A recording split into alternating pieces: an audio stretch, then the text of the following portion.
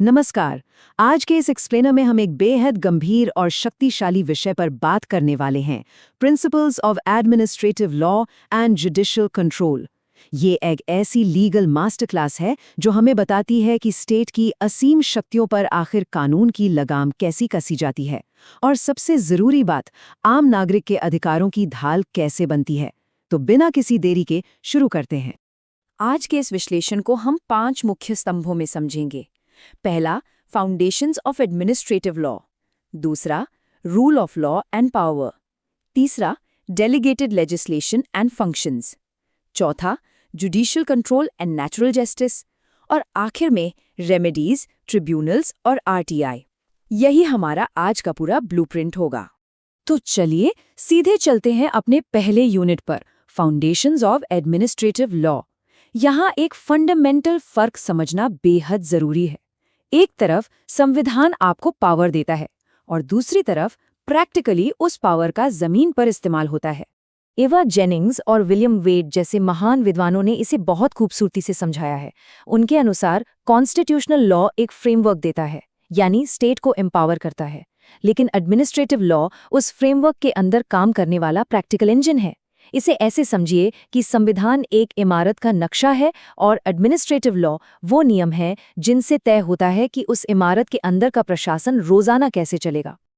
अब आप सोच रहे होंगे कि आखिर इस ब्रांच ऑफ लॉ का इतनी तेजी से विस्तार क्यों हुआ। जैसे जैसे मॉडर्न वेलफेयर स्टेट का आकार बढ़ा, सरकार के रेगुलेटरी फंक्शंस बहुत ज्यादा बढ़ गए। ट्रेडिशनल कोर्ट्स के पास ना तो इतना समय था और ना ही इन नए मुद्दों को सुलझाने के लिए टेक्निकल एक्सपर्टीज। नए सोशल वेलफेयर लेजिस्लेशंस और तेजी से होते साइंटिफिक डेवलपमेंट्स ने सोसाइटी को इतना कॉम्प्लेक्स बना दिया कि हमें कांस्टेंट एडमिनिस्ट्रेशन की जरूरत पड़ने लगी। और यहीं से इस कानून ने एक विशाल रूप ले लिया। अब आते हैं दूसरे पिलर पर, rule of law and power. यहाँ एवी डाइसी द्वारा दिए गए रूल ऑफ लॉ के ट्रेडिशनल प्रिंसिपल्स सबसे अहम हैं। इसका सीधा सा अर्थ है सुप्रीमेसी ऑफ लॉ और इक्वालिटी बिफोर द लॉ, यानी कानून ही सर्वोपरि है और कानून के सामने सभी बराबर हैं, चाहे कोई कितना भी ताकतवर क्यों ना हो। इस पॉइंट पर भारत के संवैधानिक इतिहास का एक बेहद अंधकारमय मामला देखना जरूरी है, एडीएम जबलपुर वर्सेस शिवाकांत शुक्ला, जिसे फेमस हेबियस कॉर्पस केस भी कहा जाता है। इमरजेंसी के दौरान एक बड़ा मुद्दा उठा, क्या आर्टिकल 21 के तहत राइट टू लाइफ सस्पेंड किया जा सकता है। उस वक्त मेजॉरिटी बेंच ने इस सस्पेंशन को मान लिया था, लेकिन ध्यान दीजिए जस्टिस एच.आर. खन्ना के ऐतिहासिक डिसेंटिंग ओपिनियन पर, जो आगे चलकर नियम बना, और 44th अमेंडमेंट के बाद ये पत्थर की लकीर हो गया कि राइट टू लाइफ किसी भी हाल में सस्पेंड नहीं हो सकता। सेपरेशन ऑफ पावर्स को समझने के लिए एक और जबरदस्त उदाहरण है, Ram Jawaya Kapur versus state of Punjab. हुआ ये था कि पंजाब सरकार ने बिना किसी कानून के स्कूल टेक्स्ट बुक्स छपने और बेचने पर अपनी मोनोपोली स्थापित कर ली थी। सुप्रीम कोर्ट का निष्कर्ष काफी क्लियर था। हालांकि एग्जीक्यूटिव के पास रेजिडुअल पावर्स होती हैं, लेकिन वो किसी एग्जिस्टिंग लेजिस्लेशन को ओवरराइड नहीं कर सकते और ना ही नागरिकों पर नए फाइनेंशियल लाइबिलिटीज थोप सकते हैं। ये क्लियरली दर्शाता है कि भारत में सेपरेशन ऑफ पावर्स बिल्कुल रिजिड नहीं, बल्कि एक फंक्शनल अप्रोच पर काम करता है। इस फंक्शनल अप्रोच को समझने के बाद चलिए अपनी तीसरी यूनिट की तरफ आगे बढ़ते हैं, डेलीगेटेड लेजिस्लेशन एंड फंक्शंस। एक आधुनिक लोकतंत्र में पार्लियामेंट अपनी विशाल शक्तियां किस तरह गवर्नमेंट अथॉरिटीज को डेलीगेट करती है, ये इस हिस्से का मूल बिंदु है। टेक्निकली सरकार के कामों को हम 4 कैटेगरीज में बांट सकते हैं। पहला, लेजिस्लेटिव यानी रूल्स बनाना। दूसरा, क्वाजी जुडिशियल, जहां एजुडिकेटरी डिसीजंस होते हैं और अथॉरिटी की ड्यूटी टू एक्ट जुडिशियली अहम होती है। तीसरा, एडमिनिस्ट्रेटिव, जो पॉलिसीज और कानून को लागू करते हैं। और चौथा, मिनिस्टेरियल, जो प्योरली मैकेनिकल होते हैं। इसमें किसी अधिकारी का अपना कोई डिस्क्रिशन नहीं होता, बस रूल बुक के हिसाब से रूटीन काम करना होता है। अब इन स्टैट्यूटरी पावर्स की एक कड़ी सीमा भी है।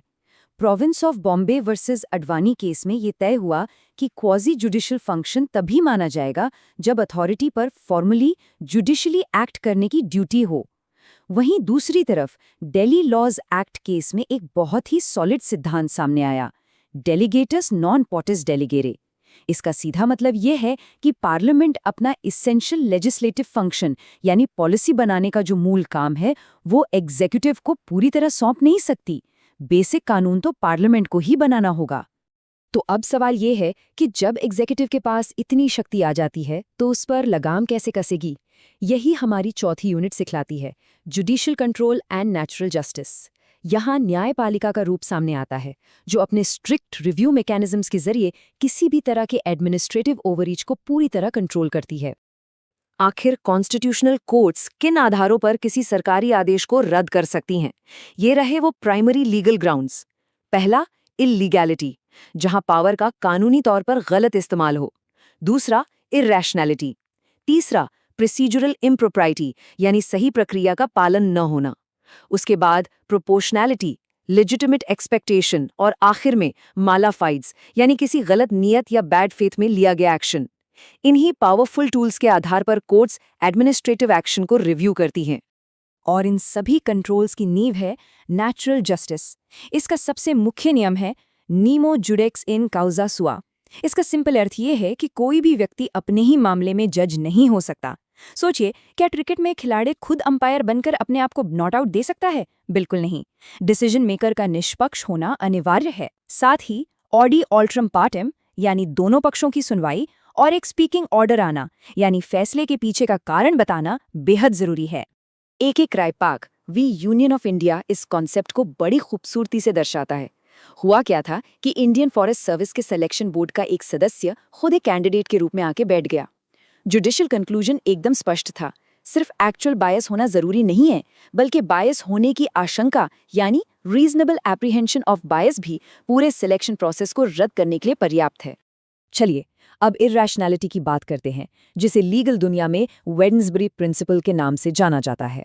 Associated provincial picture houses v Wednesbury corporation के मामले में संडे सिनेमा लाइसेंस पर एक अजीब सी कंडीशन लगाई गई थी। यहाँ कोर्ट ने एक बेहद ऊंचा थ्रेशोल्ड सेट किया। कोई भी एडमिनिस्ट्रेटिव निर्णय तभी रद्द हो सकता है जब वो इतना ज्यादा अनरीजनेबल हो कि कोई भी नॉर्मल समझ वाला प्राधिकरण उस निष्कर्ष तक पहुंच ही ना सके। छोटी मोटी गलती पर कोर्ट दखल नहीं देगी।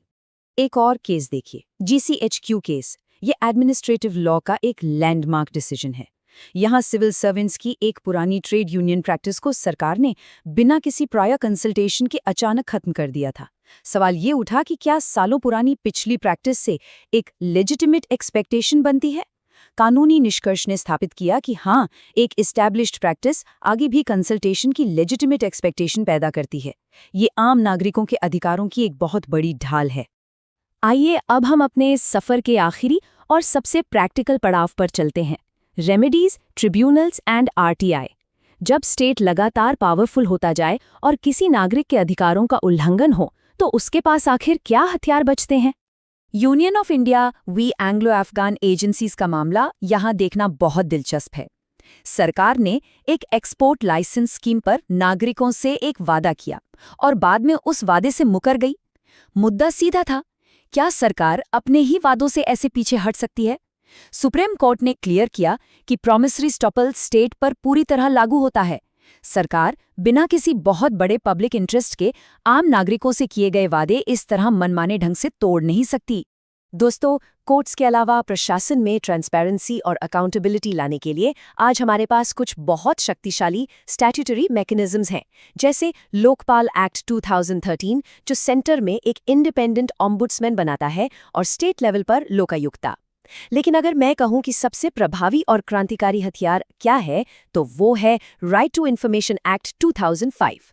ये एक्ट सीधे तौर पर आर्टिकल 19(1)(a) को एक्टिवेट करता है और नागरिकों के जानने के अधिकार को एक हकीकत बनाता है। ये एक रियल गेम चेंजर है। इसी कड़ी में एक आखिरी लैंडमार्क केस देखिए, L Chandra Kumar versus union of India.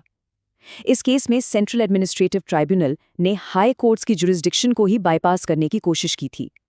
सवाल अपने आप में बहुत बड़ा था, क्या पार्लियामेंट कानून बनाकर कॉन्स्टिट्यूशनली हाई कोर्ट्स को जुडिशियल रिव्यू करने से रोक सकती है?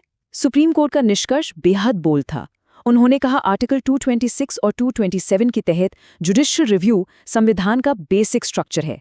इसे कोई भी नया ट्राइब्यूनल या सरकार किसी भी हाल में छीन नहीं सकती। अंत में इस पूरी मास्टर क्लास को मैं एक गंभीर प्रश्न के साथ विराम देना चाहूंगा। हमने देखा कि अनियंत्रित शक्ति यानी अनचेक्ड पावर हमेशा मनमानेपन को जन्म देती है। तो ऐसे में सोचिए, क्या मॉडर्न एडमिनिस्ट्रेटिव लॉ का ये पूरा ढांचा आम नागरिक के फंडामेंटल राइट्स को सच में पूरी तरह बचा पा रहा है? इफेक्टिव गवर्नेंस और एब्सोल्यूट लिबर्टी के बीच का ये बैलेंस समाज और न्यायपालिका दोनों के लिए आगे भी एक गहन चर्चा का विषय रहेगा। ये एक ऐसा सवाल है जिस पर हम सबको निरंतर विचार करना चाहिए। इस एक्सप्लेनर में हमारे साथ जुड़ने के लिए बहुत बहुत शुक्रिया।